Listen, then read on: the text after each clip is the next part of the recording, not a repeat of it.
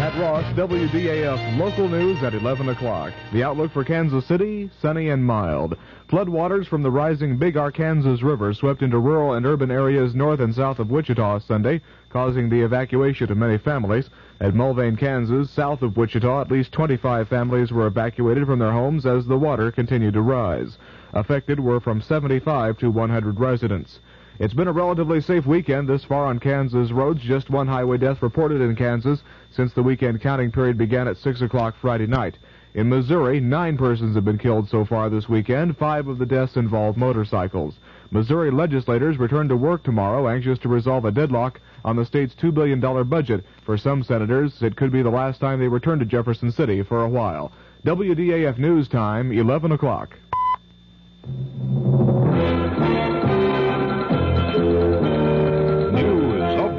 On the hour from American Information Radio. This is George Caldwell from New York, and at this hour, Chairman Peter Rodino of the House Impeachment Committee says he doubts President Nixon would be cited for contempt of Congress, even if the president does withhold some evidence subpoenaed by the committee. On ABC's Issues and Answers, Republican Senator Charles Percy of Illinois says the president already is headed for a dangerous confrontation with Congress. Percy says the president may be obstructing justice by holding back evidence. Democratic Representative Shirley Chisholm has changed her mind about chances the president will be impeached. In Kansas City this afternoon, Chisholm told newsmen, I do think there are enough votes now. About 3 weeks ago, I would say no. But again, I am noticing the change in the attitudes of some of the most conservative members and some of the lifelong allies of the President of the United States. And when that begins to happen, you recognize that there is an erosion of confidence. And so I think that we do have the votes at this moment. Representative Chisholm said the president's tax case turned the tide for impeachment. The fight for Mount Hermon. That story coming up.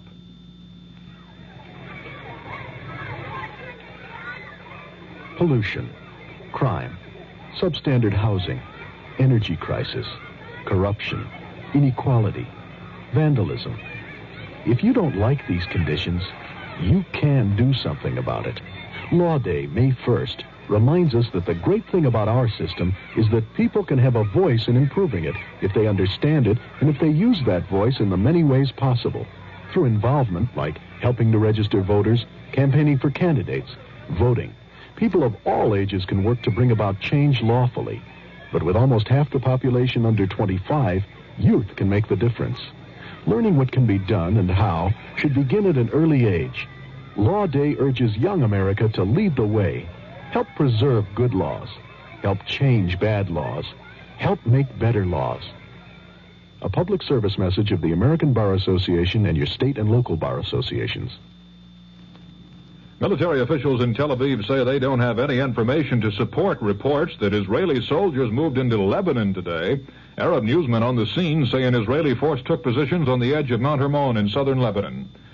Syria says its troops attacked 10 Israeli positions on the other side of Mount Hermon. Earlier today, correspondent Jem Bennett was on Mount Hermon. At least for a few hours, the Israelis who have tenaciously held on to this position in the face of very heavy shelling by the Syrians are not about to be pushed off. Their spirits remain high. They're a happy people, a happy group of soldiers. I don't see any dispiritedness among them. The plateau stretches out in a green carpet for miles. From here I can see Damascus, I can see into Lebanon, and it's the control of this mountain that gives the Israelis the advantage in the Golan Heights. This is Jim Bennett, ABC News, atop Mount Hermon. Newsweek magazine says the FBI has turned up valuable new leads in the Hearst case. Newsweek says numerous undercover agents have infiltrated the neighborhood where the Symbionese Liberation Army was headquartered and may actually have found the house where Patricia Hearst was taken. Tornadoes hit 3 counties of eastern Wisconsin this afternoon, killing 2 people and injuring at least 36. Police Captain Don Utak tells what a twister did in Oshkosh, Wisconsin. Oh, it did quite a bit of damage. There was some areas that are residential and some are commercial areas. Broke windows, tore roofs off. Some of the homes were torn apart completely. And it seemed to touch down, then raise up and skip an area, and then touch down again. Utak said there were about 20 injuries in Oshkosh. One man is reported dead because of flooding along the Souris River in the southern part of North Dakota. About 3,000 people have been evacuated from their homes in the North Dakota flooding. On Broadway tonight, the Tony Award for Best Play went to The River Niger. Best Musical is Raisin. Best Actress in a Musical, Virginia Capers in Raisin. And the Tony for Best Actor, Michael Moriarty for Find Your Way Home. This is Information Radio News. From the Kurt Murr Sports Desk, the Chicago White Sox scored 7 times in the 6th inning and went on to an 11-7 victory over the Kansas City Royals today. The highlight was Brian Downing's bases-loaded triple. Downing also homered. John Mayberry had a 2-run homer for the Royals, while Tony Soleta added a solo shot. California's Lee Stanton hit a 3-run homer to cap a 6-run rally in the 8th inning and lead the Angels to a 9-5 victory over the Oakland A's. The uprising came against 3 Oakland pitchers, Vida Blue, Raleigh Fingers, and Darryl Knowles. Stanton's homer was his 4th of the season. A 3-run double by Mike Phillips and a tie-breaking single by Steve Ontiveros in the 8th inning boosted the San Francisco Giants to a 6-4 triumph over the Los Angeles Dodgers. The Dodgers' Andy Mr. Smith entered the frame with a 4-hitter and a 4-1 lead before the Giants exploded for 5 runs. Chris Speyer drove in the final run of the inning with a single. Veteran Joanne Prentice sank a 3-foot putt to defeat Jane Blaylock today on the 4th playoff hole to win the title in the Dinah Shore Winner's Circle golf tournament. Miss Prentice, an 18-year veteran of the tour with 4 prior victories, holed her birdie putt after Miss Blaylock's attempt at a 12-foot birdie went beyond the hole. She collects $32,000 for winning this richest ladies tournament in history. And Chris Efford won her 9th consecutive clay court title today by methodically crushing Australian Kerry Melville 6-0, 6-1. Miss Everett takes home $10,000 for her victory in the tourney at St. Petersburg, Florida. The Kansas City forecast for the remainder of tonight, mostly fair and cooler. The low tonight in the upper 40s. Partly sunny and mild tomorrow with a high in the upper 60s. Fair and cool Monday night with a low in the 40s. Tuesday, mostly sunny and warmer with a high around 70. Currently clear skies, calm winds, the humidity 58%, and 60 degrees in Kansas City. This is Pat Ross, WDAF News.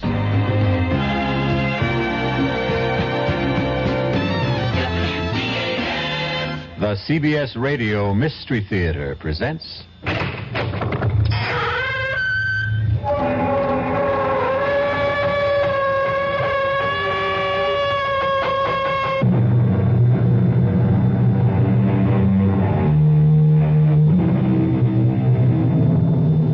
Come in.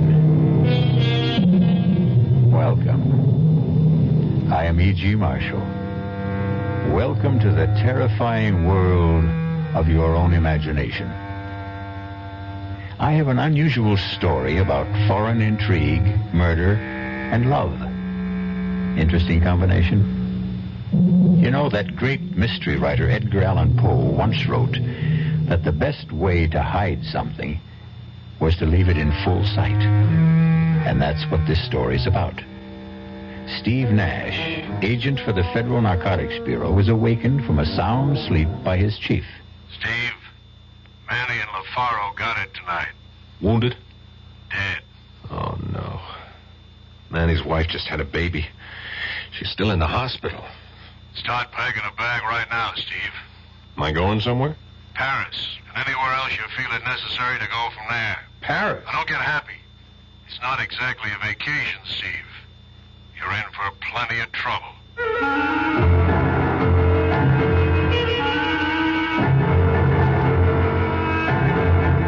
Our mystery drama, Conspiracy to Defraud, was written especially for the Mystery Theater by Sidney Sloan and stars Paul Hecht.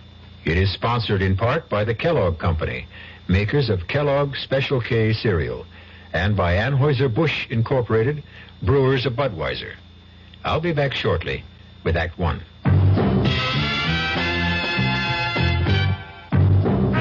Ever had a tall, frosty glass of Amplitude?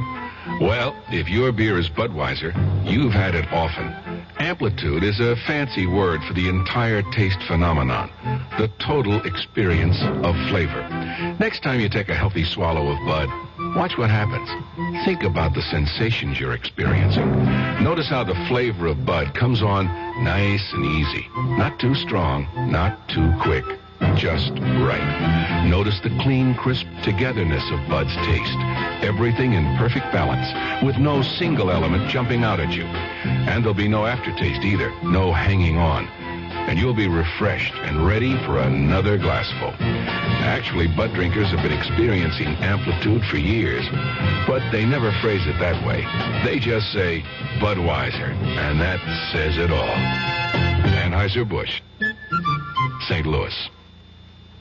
Hello, this is Steve Allen. You are? Then I must be Jane Meadows. I hope so. Now, do you want to tell them, darling, or shall I? Ladies first, sweetheart. The microphone's all yours. Okay. Well, we have some good news. Steve and I are the honorary chairman of National Goodwill Week. That's May 5th through the 12th. Mm-hmm. And we're very pleased to be associated with this organization. Yes. Because it's the #1 rehabilitation facility in the country. You see, Goodwill believes in people, and its business is helping the handicapped help themselves. Mm-hmm. And you know, Steve, with most of us these days devoting a good portion of our time combating the energy crisis, we tend to forget about the battle that handicapped people face every day just to survive. Very true. But that's where Goodwill Industries comes in. It offers them a chance to learn a trade, earn a living, and regain their self-respect. Yes. Well, our time's about up, Jane, so remember, folks, be good to Goodwill. Especially during the week of May 5th through the 12th.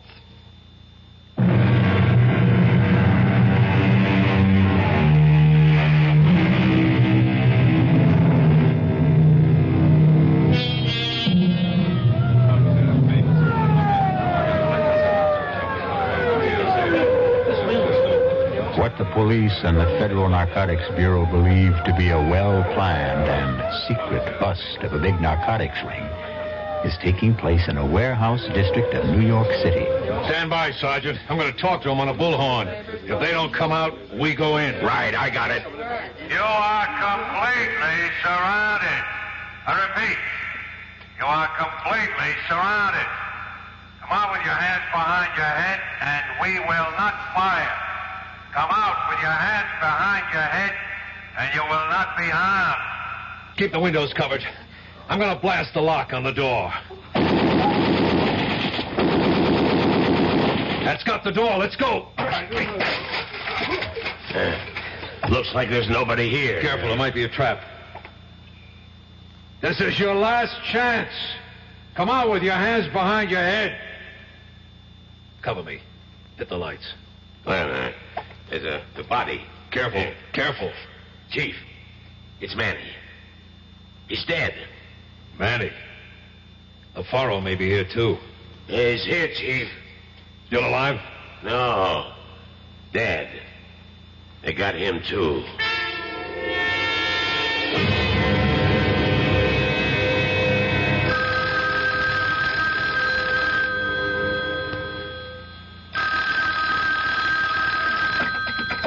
Yeah?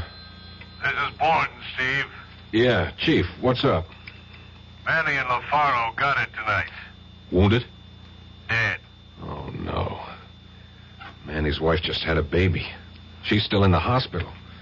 I haven't spoken to her yet. Talk to Mrs. LaFaro. Took it hard, eh?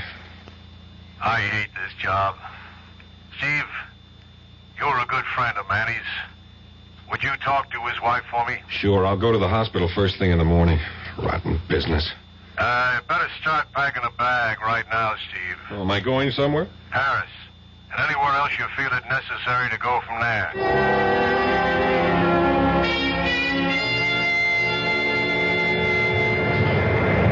I beg your pardon? Yeah. What? This seat. Seat? Oh, I'm sorry. Am I in the wrong seat? No, I am. Oh. You see, I was sitting forward, the second row on the outside. Yeah? And I asked the stewardess to change my seat. This was the only unoccupied seat in first class. Oh, sure. Sit down. I don't mind. I thought this was going to be a dull flight. My name is Helene Frey. Oh, I'm Steve Nash. Pleased to have you as a traveling companion. I'm pleased, too. Are you going to be in Paris long, Mr.? Nash. Call me Steve. So seldom I get called Mr. I'm not sure whether I'm the one. Steve, then. Are you going to be in Paris long? Well, it all depends on business. Are you? No, I was rushing back to Well, you see, my aunt and my brother are in Paris, and I was with them until last Thursday when I had to fly back to New York. Up and back across the Atlantic. I'm impressed. This is my first time over. I'm as excited as a kid. Your first time? Well, that must be exciting. You must let us show you the sights. Nothing I'd like better, Helene.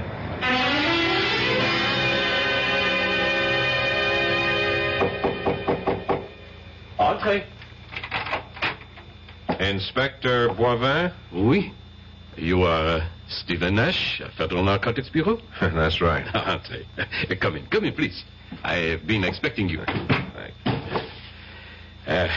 May I say that we are not pleased by this visit.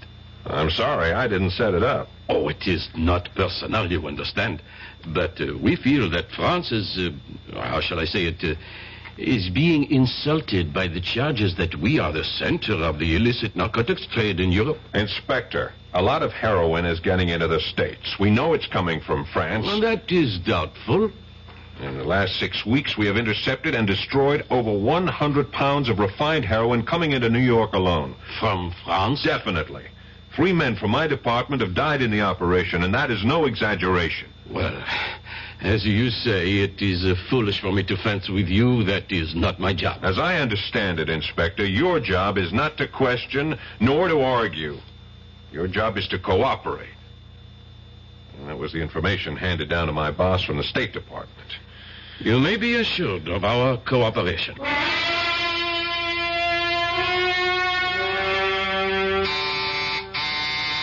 Entree. The door is open. Oh, hello.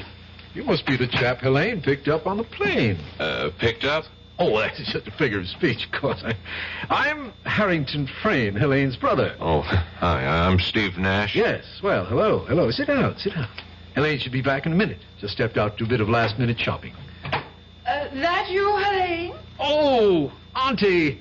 This is that chap that Helene met on her flight back, Mr. Stephen Nash. This is our Aunt Phyllis, Mrs. Starrow. Oh, how do you do, Mr. Nash? How do you do, Mrs. Starrow? Oh, please, call me Phyllis. Mrs. Starrows reminds me of that I'm an old widow woman. You're going to be in Paris long, Stephen? 2, 3 weeks, perhaps longer. Auntie thinks of herself as an unofficial tourist bureau, feels she must take her fellow countrymen under her wing and show them her Paris. Oh, you be quiet, Howard. I just want to be pleasant. Don't you like people who are pleasant, Steve? Oh, yeah, of course. I don't suppose that Harrington or Helene has told you of our trouble. Oh, good Lord, Phyllis, must you tell everyone you meet? Mr. Nash has only been here a few minutes, and you want to burden him with the story. Well, I must say it's rather a traumatic experience, wouldn't you say, Stephen? To lose emeralds worth $150,000. $150,000? Oh, that must be Helene. Let her in, Harrington. Phyllis is angry with me. She always calls me Harrington when she's annoyed. Oh, Helene. Mr. Nash here yet? Oh, indeed, yes. Phyllis and I have been staging a little domestic spat to keep him amused. Well, I wasn't amused, and I'm sure that this nice Mr. Nash wasn't amused either. I'm certain he wasn't. Hello, Steve. Helene. Sorry I was late and allowed my abrasive brother and aunt to put on a show for you. I enjoyed every moment, Helene.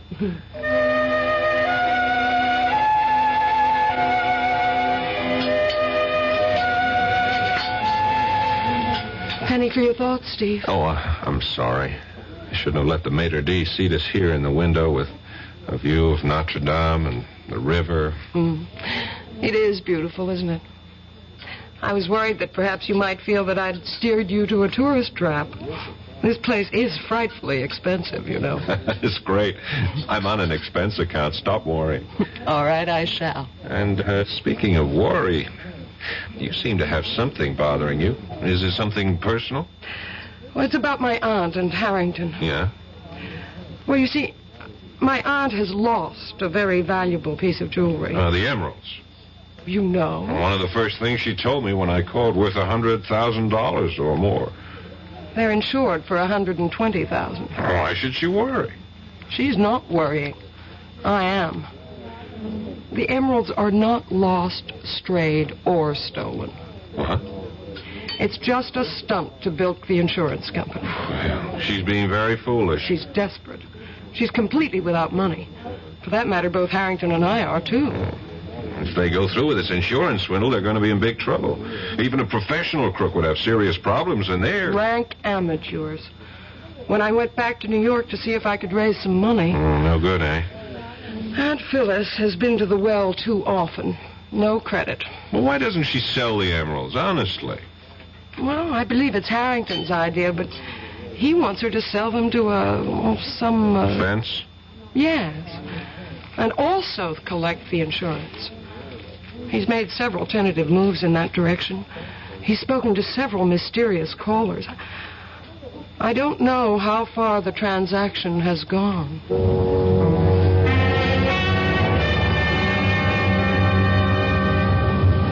Taxi! Taxi! I can find you a taxi, monsieur. What?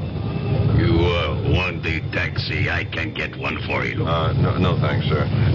What a town. Even the taxi drivers have agents. You will not make a move, monsieur. It is a revolver that is pressing into your back. Oh!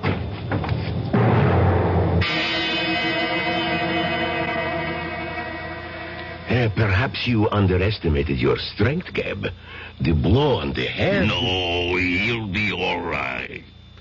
We dropped her at the Concord. That is the hotel where she is staying, is it not? Yes.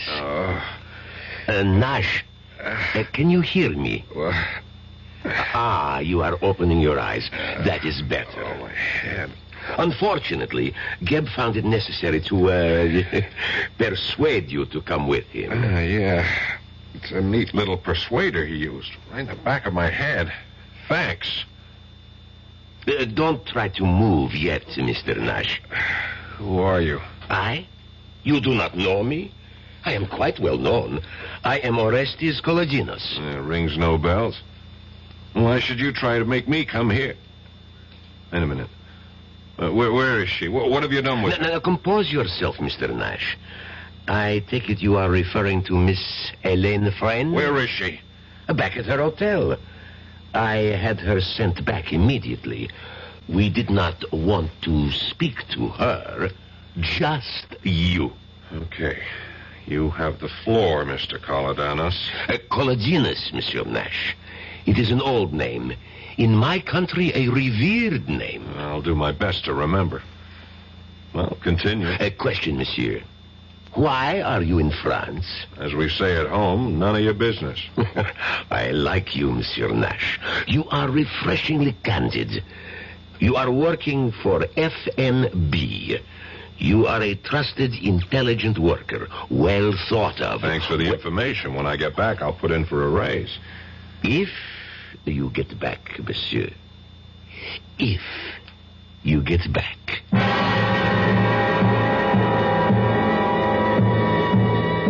There is no doubt in Steve's mind that Kolodinos would and could carry out his threat.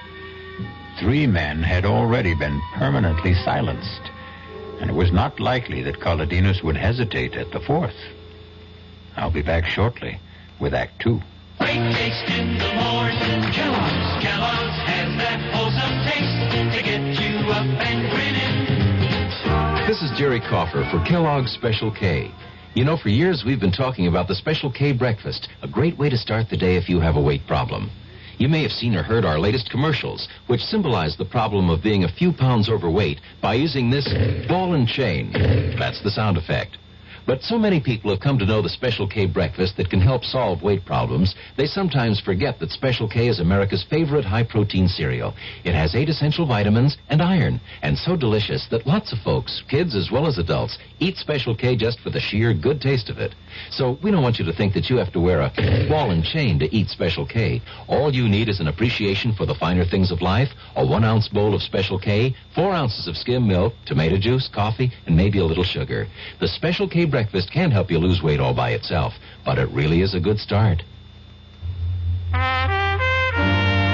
Marine Corps Reserves are looking for a few good men to help keep the peace. We're looking for men who understand that nobody likes to fight, but somebody has to know how. We want men who want to see their children grow up in an age of peace. Men who will do more than wish for it. Men who will work for it. Men who don't need the draft to know there's a job to be done. Men who ask themselves what they can do for their country and do it. We're looking for a few good men to stand with the Marine Corps Reserve. No shortcuts, no compromises, no promises except one. You'll be a Marine, and you'll be ready. That's the job of a peacekeeper.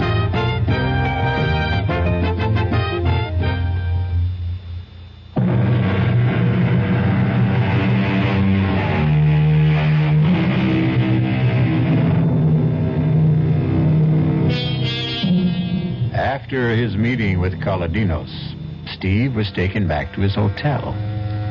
It was too late to do anything but call Elaine to reassure himself of her safety. It may have occurred to him that his feelings for her were more than that of a casual friend, and the sound of her voice on the phone convinced him of her personal concern for his safety. Steve, you're safe. Oh, I was so worried. They told me that you'd been driven back to your hotel, but I wanted to be sure. I saw that man hit you. There was a car waiting. He forced me into the car, and they dragged you in. Oh, you were so white, I thought... With my hard head, you needn't have worried. I'll tell you all about it when I see you. Well, when?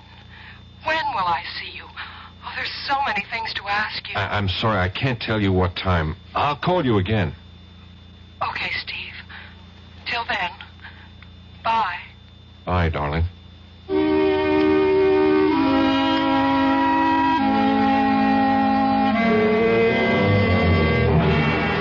Ridiculous. Incroyable, monsieur.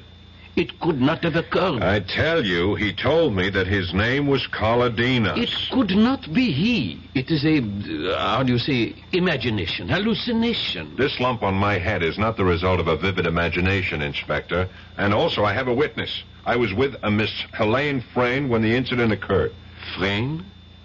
Frayne is an English name? Possibly English in origin, but she's an American. She has a husband by name Harrington Frayne? No, that's her brother. This is a most interesting development.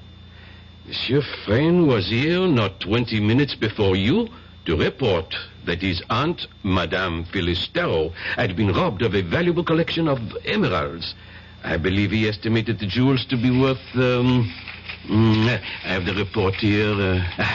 Yes, 700,000 francs.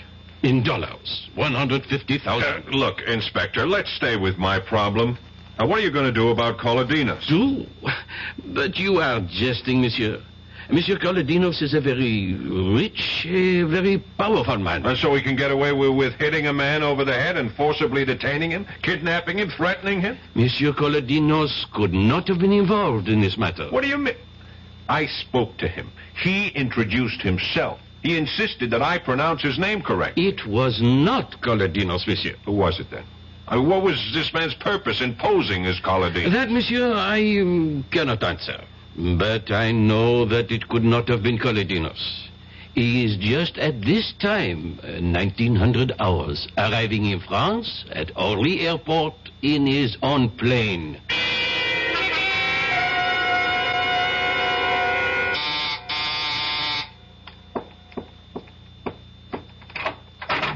Steve. Darling. Oh, you kissed me. Surprise you? No. I was sort of expecting you to kiss me. Don't you think we ought to shut the door? I wanted to take you in my arms 20 minutes after we met on the plane. I wanted you to 13 minutes after we...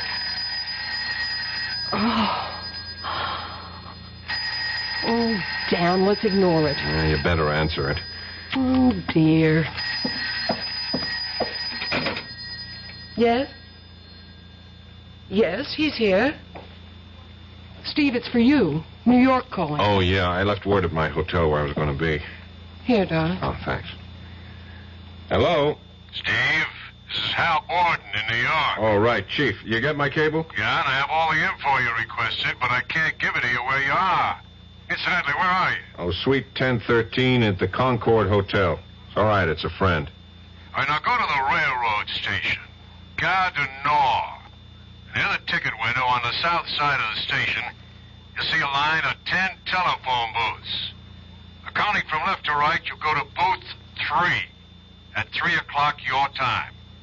You better get to it 15 minutes early to be sure it's available. Now, wait a minute, Chief. Let me see if I got it all. Gare du Nord, 3 o'clock, third booth on the south side of the station, counting from the left. Correct. Why all these precautions, Chief? Steve, you are being watched, followed, bugged 24 hours of the day. Don't trust anyone. I'll talk to you later. Bye. Bye, Chief. Well, what was that all about? Oh, it's nothing. It's the business I'm in, Elaine. Oh, it sounds very mysterious.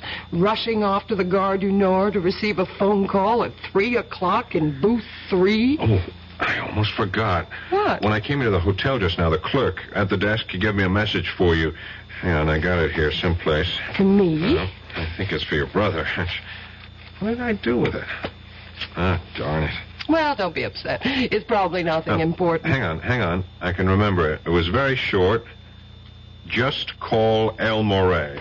What? Yeah, it was, sounds sort of Arabic. El Morey. E-L-M-O-R-E-Y. Did you ever hear of it before? Oh, no. Maybe. I'm not sure. You seemed a bit upset when I mentioned it. Well, I was, actually. I think it's the man Harrington has been trying to contact. About the sale of the emeralds? Yes. We've had several calls. I've heard him deep in muffled conversation on the phone at least 3 times in the last week. Elaine, you can't let them... You've got to help me. I'm desperate. I can't think how I can stop them. Except by going to the police, as you said. Oh, not that.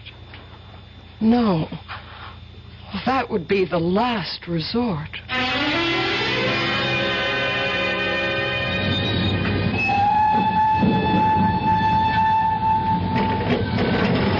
I should have brought a book along. Hello? Hello? Hello?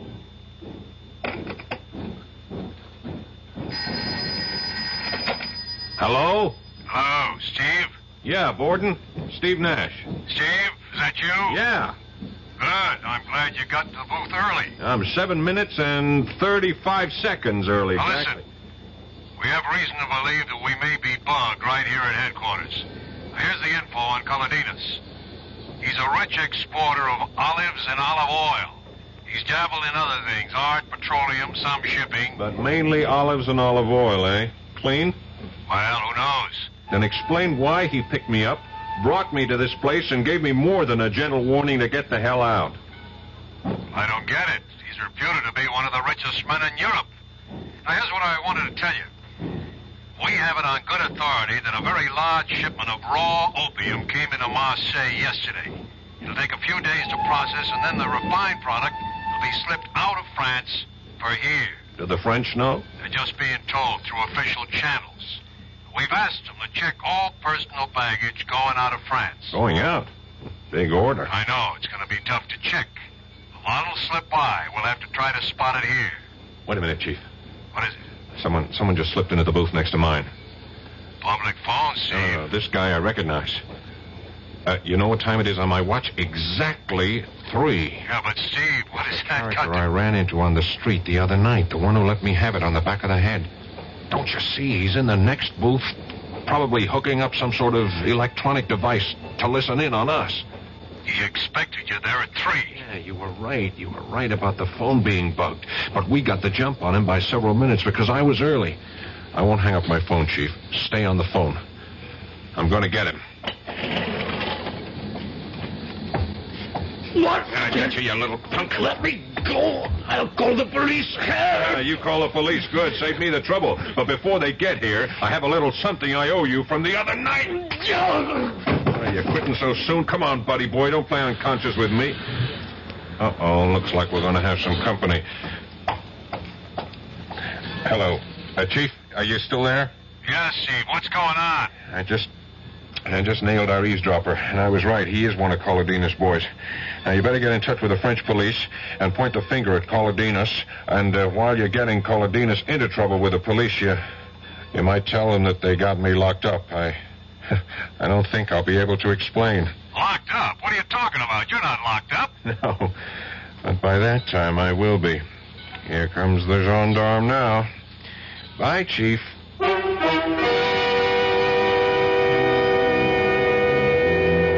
It is one thing to point the finger at Colodinos. It is another to pin him down. Colodinos is a man used to wielding great power, a very cunning and wily antagonist. We'll be back shortly with Act 3. Hello, this is Goldilocks. It seemed like only yesterday that I was a little girl tasting porridge. You know, this one's too hot. This one's too cold. And now I conduct taste tests on diet drinks. And there's one I must tell you about. Sugar-free Diet 7-Up. It has a fresh, natural, delicious taste. It drives my taste-o-meter crazy. Sugar-free Diet 7-Up. This one's just right. Hi, I'm Nanette Fabre. 11 million Americans have an untreated hearing problem, including 3 million school-age kids. I was one of those kids, but I got help. Most hard-of-hearing people can be helped either medically or through amplification. There is a Better Business Bureau booklet that may help you, and it's free. Write Better Hearing Institute, Box 1840. That's 1840, Washington, D.C. You ought to hear what you're missing. Your contributions to care have given help and hope to millions of needy people around the world. When they were hungry, you nourished them. When they were thirsty, you brought them safe water to drink. When they were sick, you made them well. When they were homeless, you provided them shelter. When they could not read, you helped build their school. When they were without hope, you showed them how to help themselves. CARE, the International Aid and Development Organization. By helping one human being anywhere, you help mankind everywhere. People who need care need your help. Please send your dollars to CARE, Department 2, New York 10016.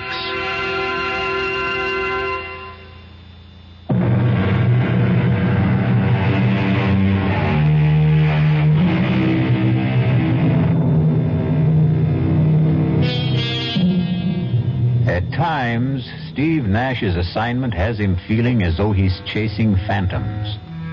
He keeps reaching out to grab something tangible and ends up with empty hands. After 10 days in Paris, he is as much in the dark about the narcotics racket as he was before he came. Colodinos is probably deeply involved. But Colodinos is untouchable. You can close the cell door, guard. Thank you. Thanks for being so prompt, Inspector. I didn't think I could stand your Bastille for another 10 minutes. Monsieur Nash, we have received a call from your bureau in New York asking us to come here and release you. How they knew you had been arrested is a mystery. I told them on the phone. You called from here? No. When I was making a call to my chief in New York from a booth in the Gare du Nord. I still do not understand. I knew I was in trouble after I hit that man that Colodinos sent. Colodinos? He is becoming, how you say, an obsession. You still don't believe he was the man? No. And I do not wish to continue this useless conversation. You have been released. You may leave. Good day. Hey, wait a minute, Inspector. What happened to the man I hit? He was treated for his injuries and sent home. Hey, let him go.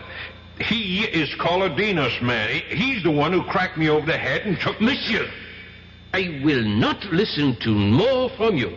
I am 3 years from retirement, and I am not stupid to jeopardize my pension. What's your pension got to do with this? What, indeed?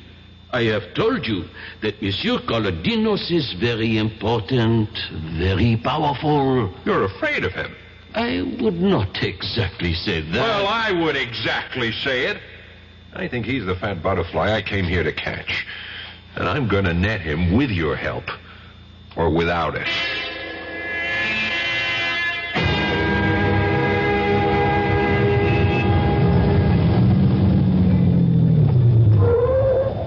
Monsieur Nash. Monsieur Nash. Here. Well, Mr. Colodinos, fancy meeting you here. May I give you a lift? No, thank you. My head still aches when I remember my last ride in your rolls. Get in. We're tying up traffic parking here. Come on, you're perfectly safe. Okay. Good. Drive on, Andre. As a matter of fact, I was anxious to see you, Colodinos. Really? I am flattered. You wanted to say goodbye? Goodbye? Yes, because you are leaving Paris. Where did you get that information? I mean, how come I haven't heard? You will, monsieur. You will. And you are very lucky, you know? Go on. You are alive. Monsieur Nash, you have been walking in dangerous territory. And do you know why you have survived? Tell me.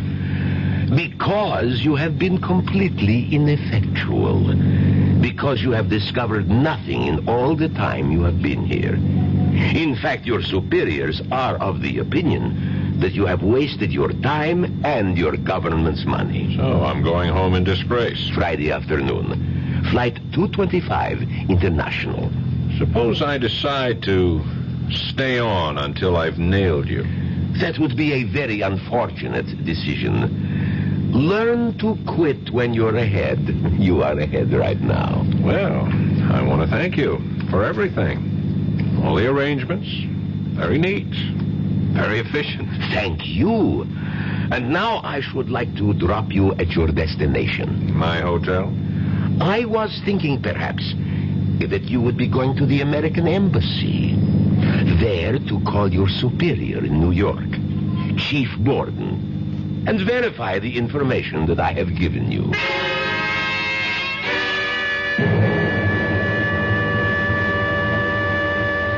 Borden here. Steve? Right, Chief. Been trying to reach you all day. I haven't got good news for you. I know. I'm coming home Friday.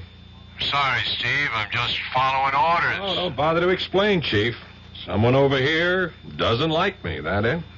That's about it. Maybe because I'm getting close to something, beginning to press where it hurt. Well, if you want it straight, we got the info that you're having a big thing with a certain Miss Helene Frayne, spending government bread on her fancy restaurants, things like that. Yeah, no mention of Orestes Colodinos in all the memos on me. No, not a thing. Marvelous. It's simply astounding how that overweight olive salesman can be everywhere at the same time. Wield influence strong enough to get our government to back down and still not show himself. Steve, I'm sorry. Yeah. I'm not fired yet, am I? No, not yet. It's nice to know where you stand.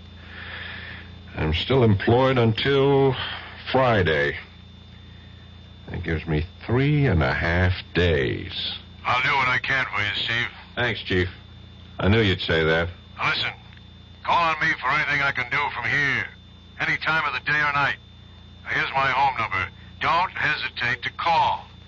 It's 415-3132. Hang on. I haven't got a pencil or a paper handy. Oh, just remember the name McCauley. M-C-H-O-L-L-Y. That's how I remember all telephone numbers. I convert them to names. Oh, you use the letters on the telephone dial instead of the numbers? Yeah, it's an old trick. You remember, Steve? Can't forget. Macaulay. Okay, good luck, Steve.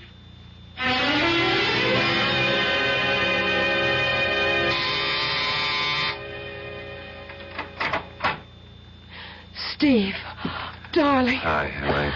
Oh, come in. Come in, let's shut the door. Oh, I called you all day yesterday. I left messages. I was in jail. Jail? Yeah, I ran into the buzzard who hit me that night. Oh, that night? Yeah, I was making that overseas call in the Gare du Nord when I noticed him getting into the booth next to mine. What a coincidence. Oh, that was no coincidence. Someone knew I was to be there at 3 o'clock and tipped him off. I hit him, and the gendarme...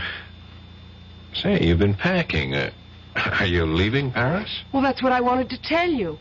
We're flying to New York on Friday. Friday? I'm going back on Friday, too. Flight 225, international. You're kidding. Oh, that's our flight. Oh, Steve, that's wonderful. Oh, we'll have 6 whole hours together.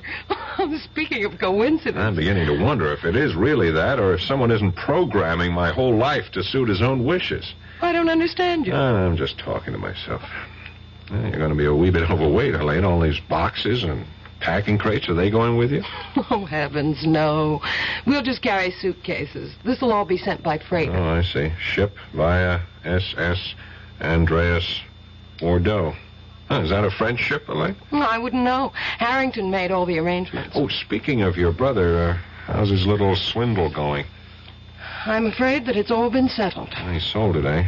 Well, he seems to have a great deal of money on him. And Auntie's out shopping at the most expensive couturier in Paris. What about you, Helene? I couldn't do it, Steve. Couldn't turn them in. Oh, the whole thing's a mess. I feel helpless. Well, take heart. They may get caught yet. Wait till they try to collect money. Oh, Phyllis. Oh, I am exhausted, utterly exhausted. One doesn't realize how tiring shopping for clothes can be. Oh, hello. You're Mr. Nash, Mrs. Starr. Oh, of course. Nash, Philip Nash. Now, where did we meet, young man? Right here, Phyllis. Not more than 10 days ago. And his name is Stephen, not Philip. Oh, yes. And he's the man I'm going to marry. If you'll have me. Will you, Steve? Will I? Darling, I thought you'd never ask.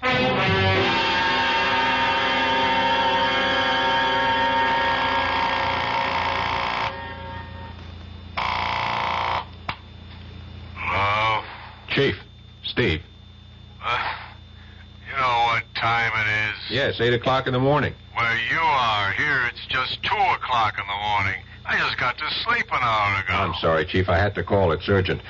Chief, I'm in Bordeaux.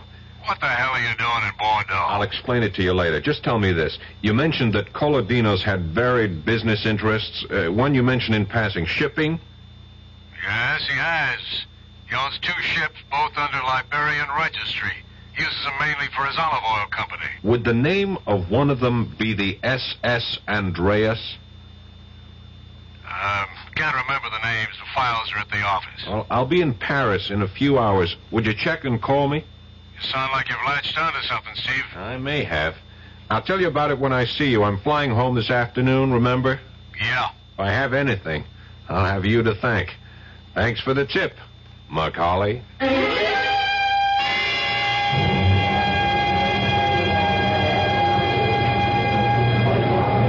Now, really, I can't understand. I distinctly remember ordering all 3 tickets for first class. Now they tell me that we have 2 first and 1 tourist. Now, don't get so worked up about it, Har.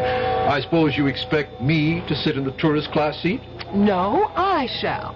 Being a martyr, Helene? No, but I'll have more charming company in tourist than you, dear brother.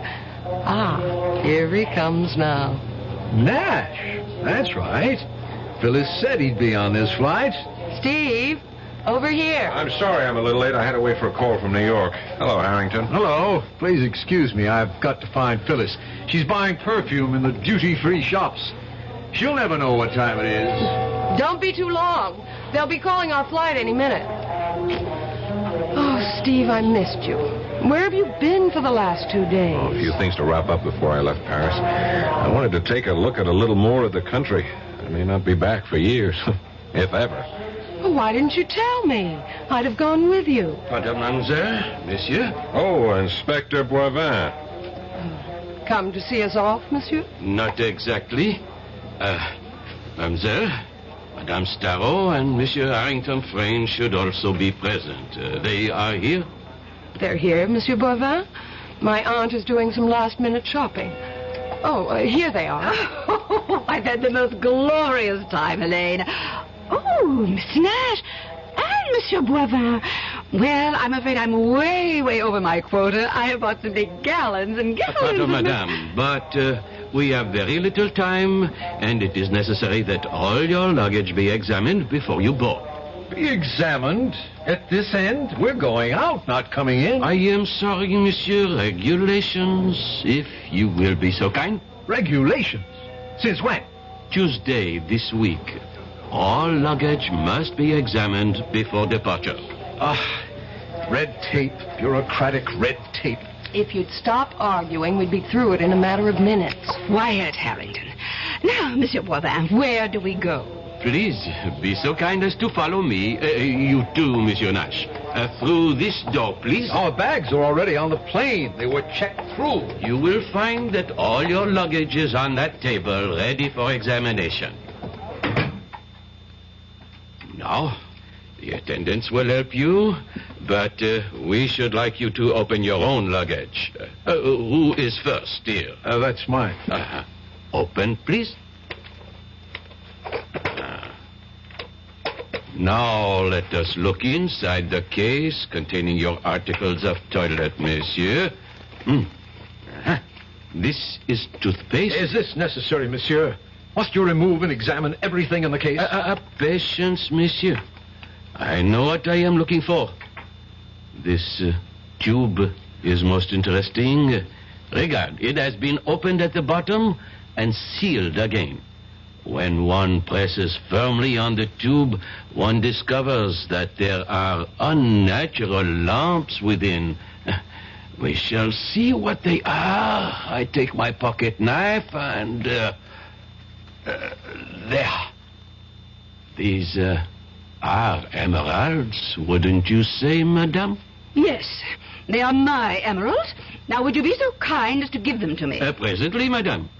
Monsieur Frayne, Madame Starrow, you are under arrest. On what charge? Oh, my nephew did not steal my jewels. I gave them to him for safekeeping. You reported a theft, madame. A false theft. A mistake. A misunderstanding. We have found the emeralds, and now we report them found. You are in a conspiracy to defraud the insurance company, madame. That is a crime. Now, you will both come with me. You, Nash, you did this, snooping around. I knew he was some sort of a cop, Phyllis. You are clear, mademoiselle. The attendants will see that your luggage is placed aboard the plane.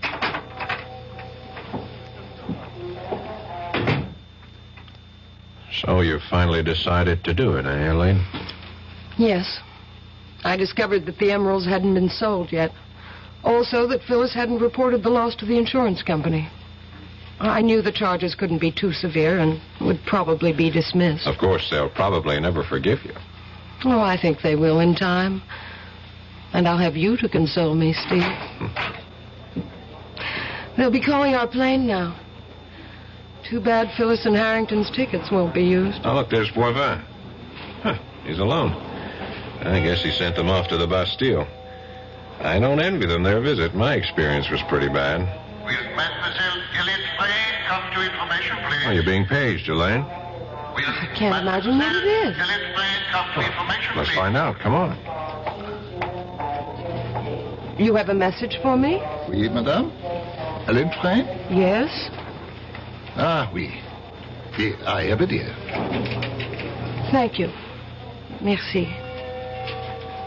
Oh, what is it, Elaine? You look worried. Nothing. Nothing, Steve. I just got to make a telephone call that I neglected to... there's a booth over there. Do you want me to come with you? No, wait for me here.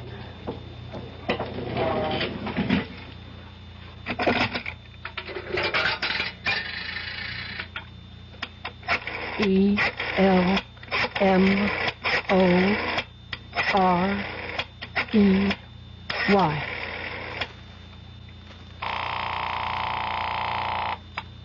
Yes? This is Elaine. I'm at the airport. I got your message. What message? The message of information. I was paged. What message? The usual. Call El Morey. You fool. You little fool. I sent no message. You've been trapped. You are caught. And so am I. They will be waiting when you come out of the booth. You have involved me, you stupid fool.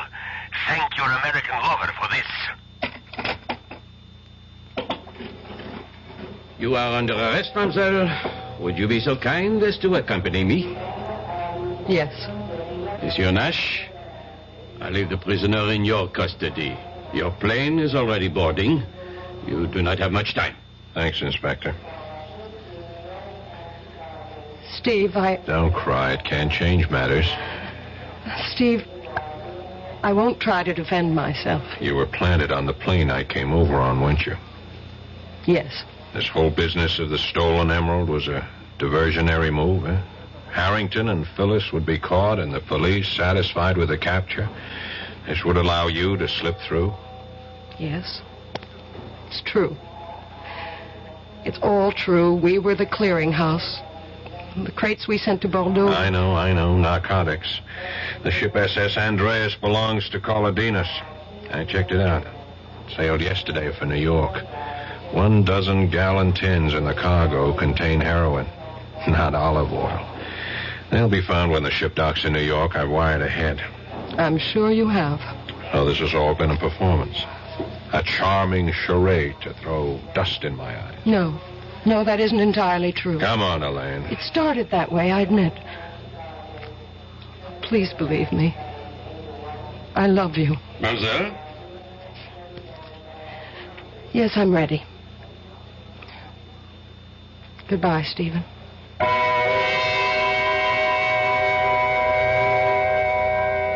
Steve stood there and silently watched the woman he had just begun to love being led away by the French police.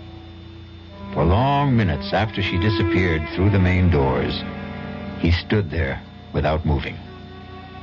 Finally, with an effort, he responded to the last boarding call for Flight 225.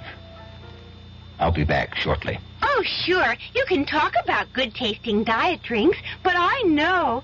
I'm Goldilocks, and here at my taste-testing laboratory, I taste-test them all. And nobody's been drinking my diet drinks until I tested sugar-free Diet 7-Up. And then, kabloomy! Every bear wanted some. Diet 7-Up is fresh, natural, delicious. Sugar-free Diet 7-Up. This one's just right. Pollution, crime, substandard housing.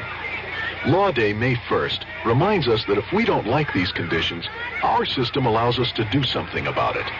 Through involvement like helping to register voters, campaigning, and voting, we all can help bring about change lawfully. With nearly half the population under 25, Law Day urges young America to lead the way. A public service message of the American Bar Association and your state and local bar associations.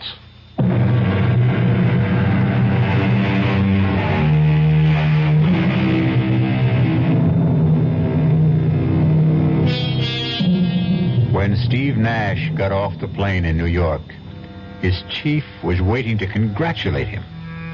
But all the praise and promises of a promotion couldn't wipe out the last look on Helene's face. He knew it would stay with him forever. Our cast included Paul Hecht, Suzanne Grossman, Ruth Warwick, George Petrie, Leon Janney, and Gil Mack. The entire production was under the direction of Himan Brown. And now, a preview of our next tale. Jenny, that stone ain't gold. And what is it? It's pyrite. What's pyrite? Oh, it's just what everybody calls... Well, it's a sort of metal. Well, anyways, whatever it is, it's real precious to me. It's my lucky charm. Well, that's why you better not let Pa know what you think about it. Why? Well, you know what he's like. He cares about gambling more than he cares about anything, and all gamblers are real superstitious. Now, if he knew you had a lucky piece, especially if he heard the crazy story about you and the school burning down, he'd have it offer you so fast that it'd set your head to spinning. It isn't crazy. You heard me wish on the stone for no school, and now there is no school. That was just happenstance. You don't think it happened just 'cause I wished it? Of course it didn't. Then I'm going to prove it to you. Radio Mystery Theater was sponsored in part by new sugar-free Diet 7-Up. This is E.G. Marshall inviting you to return to our Mystery Theater for another adventure in the macabre. Until next time, pleasant dreams.